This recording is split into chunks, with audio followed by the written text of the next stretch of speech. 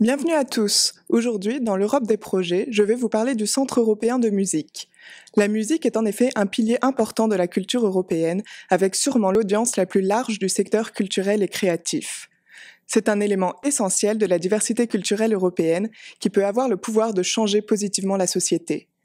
C'est pourquoi, en 2020, la commissaire européenne à l'innovation, la recherche, la culture, l'éducation et la jeunesse, Maria Gabriel, propose le projet du Centre européen de musique à la Commission européenne comme projet prioritaire. Elle souhaite faire du CEM l'emblème de l'Europe de la culture.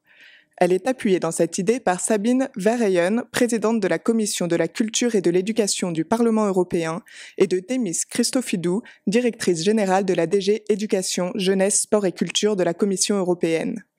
Mais qu'est-ce que le CEM ? C'est un projet musical, éducatif, scientifique et culturel sans équivalent en Europe.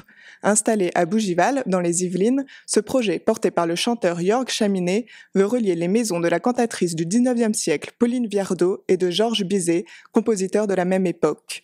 Conçu dans un lieu de rencontre entre les arts, les humanités, les sciences et les générations, ce projet s'inscrit dans un magnifique parc paysager spécialement réaménagé pour la circonstance. Le CEM propose un enseignement en 2 ans à destination des jeunes artistes sortant des conservatoires et universités. On peut y apprendre le chant ou un instrument de musique, mais également la musique de chambre ou la direction d'orchestre.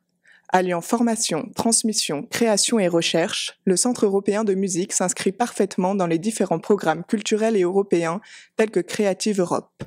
Ce nouveau programme de la Commission européenne a pour objectif d'investir dans les actions renforçant la diversité culturelle et répondant aux besoins et aux défis des secteurs culturels et créatifs. Un autre programme culturel dans lequel peut s'inscrire le CEM est Erasmus+.